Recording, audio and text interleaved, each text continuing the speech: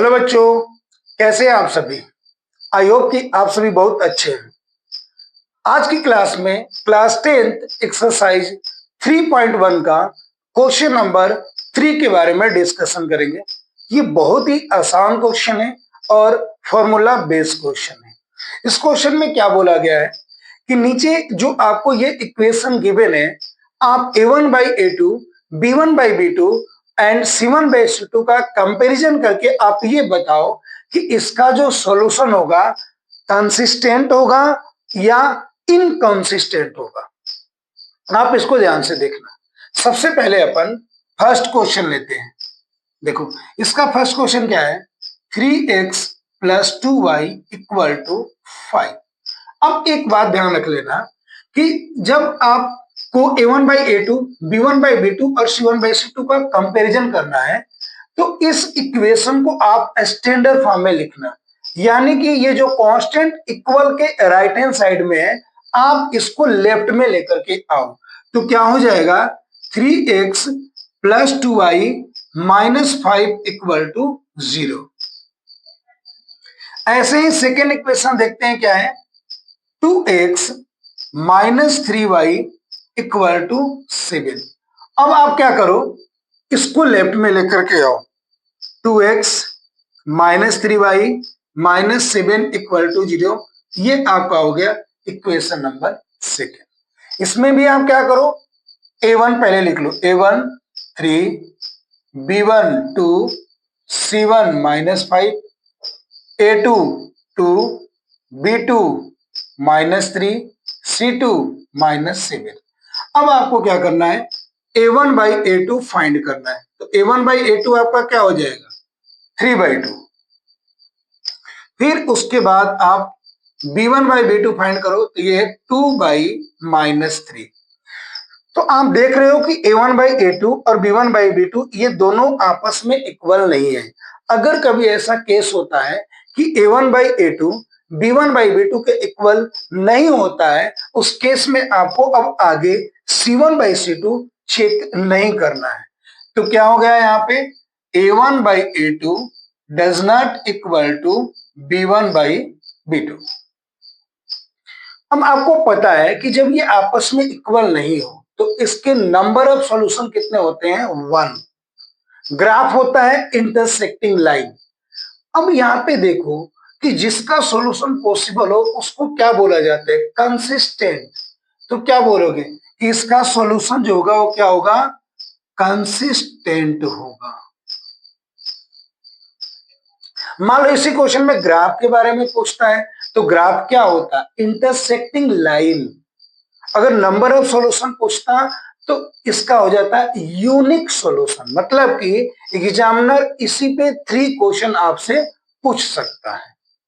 तो इस तरह से अपना क्वेश्चन नंबर जो फर्स्ट है वो क्या हो गया, कंप्लीट हो गया। अब देखेंगे अपन question number second. Second number जो क्वेश्चन है आपका बहुत ही आसान क्वेश्चन है। देखो क्या है, 2x - 3y = 8।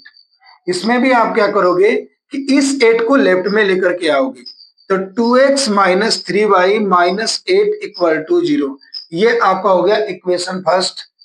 4x - 6y = 9। 9 को आप लेफ्ट में लेके आ रहे हो तो ये माइनस हो जाएगा, तो -9 = 0। बहुत आसान है, फॉर्मूला बेस्ड क्वेश्चन है। थोड़ा सा आपको कंसंट्रेट करने की जरूरत है बस। a1 आपका यहाँ पे क्या हो गया, 2, b1 क्या है -3, c1 क्या है -8। a2 देखो x का कोफिशिएंट सेकेंड इक्वेशन में 4, b2 आपका है -6 और c2 है आपका -1। इसमें भी अब आपको क्या करना है, a1/a2 फाइंड करो। तो ये आपका हो गया 2/4। 2 से ये कैंसिल होगा 1 टाइम्स में, ये कैंसिल हो गया 2 टाइम्स में, तो ये आ गया आपका 1/2। अब आप b1/b2 फाइंड करो। तो b1 है -3, ये है -6, माइनस से माइनस कैंसिल, ये आपका आ गया 1/2। और c1/c2 आप चेक कर रहे हो तो ये आ रहा है -8/-9, माइनस से माइनस कैंसिल, यानी कि ये आ गया आपका 8/9। अब यहाँ पे ध्यान दो, a1/a2 एंड b1/b2 ये दोनों आपस में इक्वल है, but c1/c2 a1/a2 and b1/b2 के इक्वल नहीं है। तो अब इसका जो सॉल्यूशन होगा, यानी कि इसका जो रेशियो आ गया ऐसा आ गया, a1/a2 equal to b1/b2 does not equal to c1/c2। तो जब ये कंडीशन होता है तो इसका सॉल्यूशन पॉसिबल नहीं होता है, इसके नो सॉल्यूशन होता है। अगर आपसे कोई पूछे और ये आपका कंपैरिजन आ जाए तो उस केस में नंबर ऑफ सॉल्यूशन कितने होंगे? नो सॉल्यूशन होगा। अगर इसी क्वेश्चन में ग्राफ की अगर बात किया जाएगा आपसे, तो इसका जो ग्राफ होगा वो पैरेलल लाइन होगा, और अब इसका सॉल्यूशन पॉसिबल नहीं है, इसलिए ये कौन सा सॉल्यूशन होगा? कंसिस्टेंट, नहीं सॉरी, इनकंसिस्टेंट। तो इसका जो सॉल्यूशन होगा वो क्या होगा? इनकंसिस्टेंट होगा, यानी कि इसका सॉल्यूशन पॉसिबल नहीं है। इस तरीके से आपका क्वेश्चन नंबर 2 भी कंप्लीट हो गया। अब देखते हैं क्वेश्चन नंबर 3।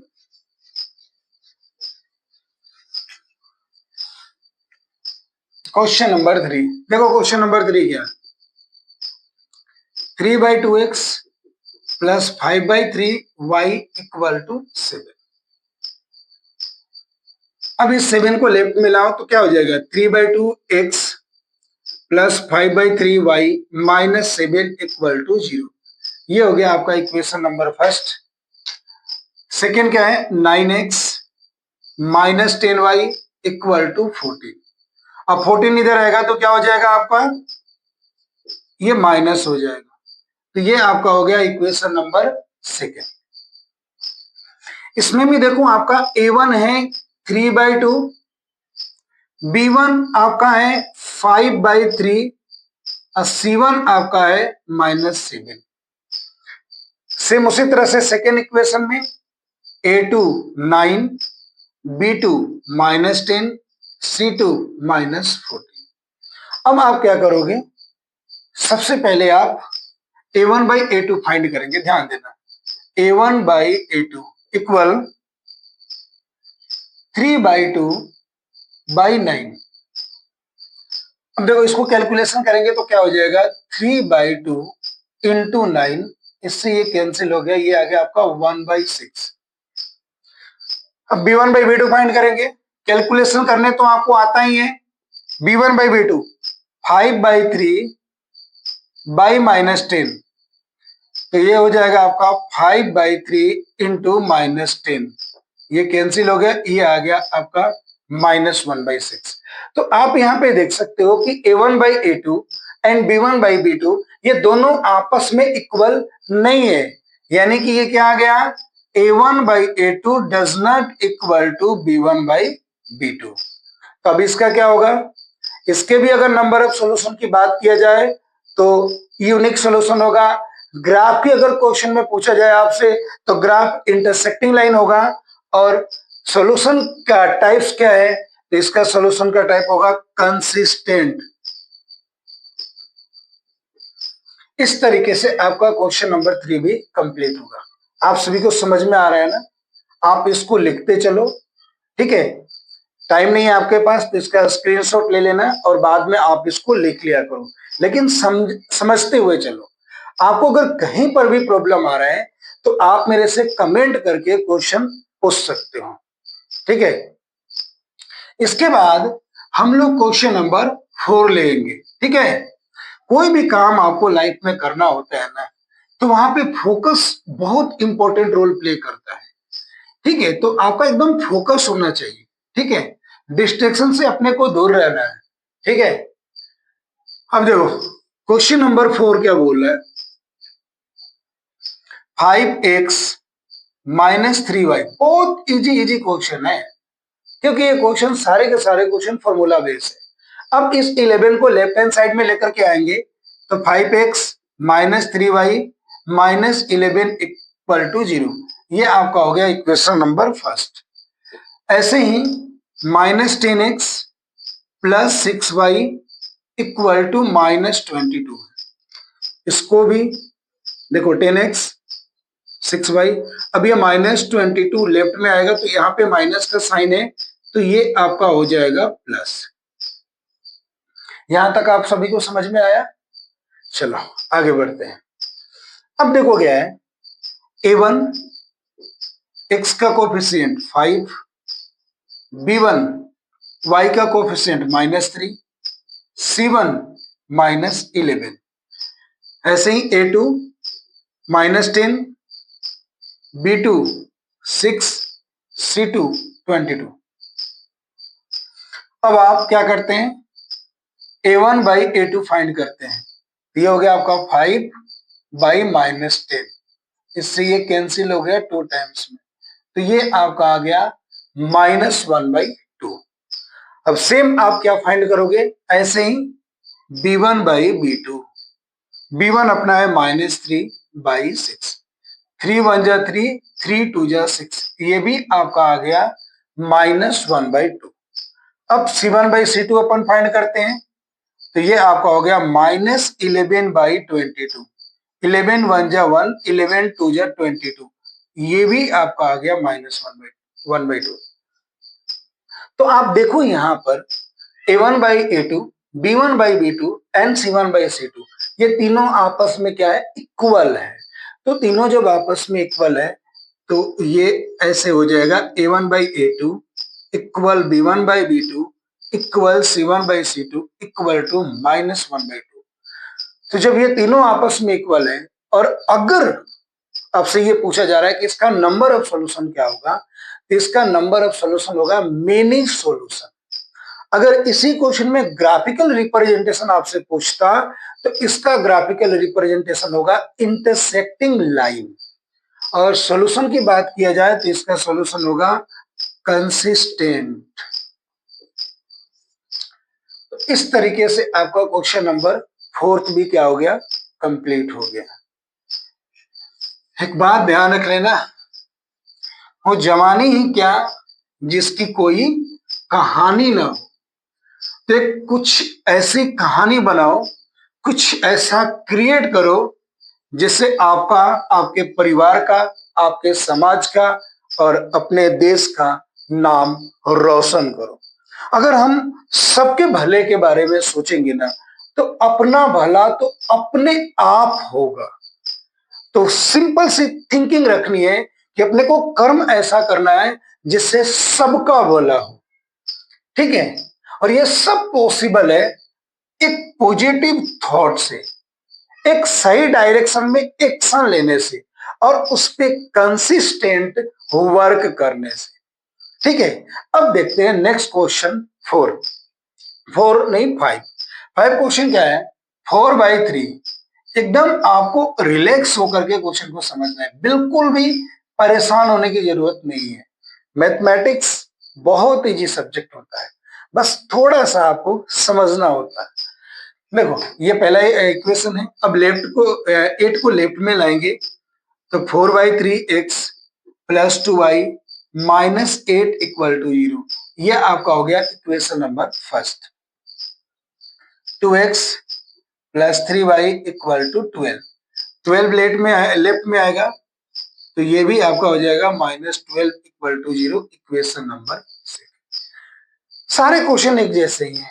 अब देखो इसमें क्या करेंगे, अपन a1 फाइंड करेंगे, तो a1 क्या होगा अपना 4/3।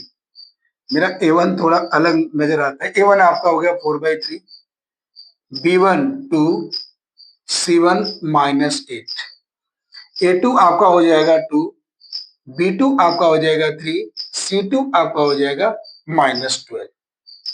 हम देखो क्या करेंगे, a1 बाई a2 फाइंड करेंगे, 4/3/2। अब देखो क्या हो जाएगा, ये 4/3, ये 2 नीचे ही मल्टीप्लाई हो जाएगा, 2 से 2 कट गया, ये आपका आ गया 2/3। कैलकुलेशन तो ये आपको आता ही होगा, ठीक है।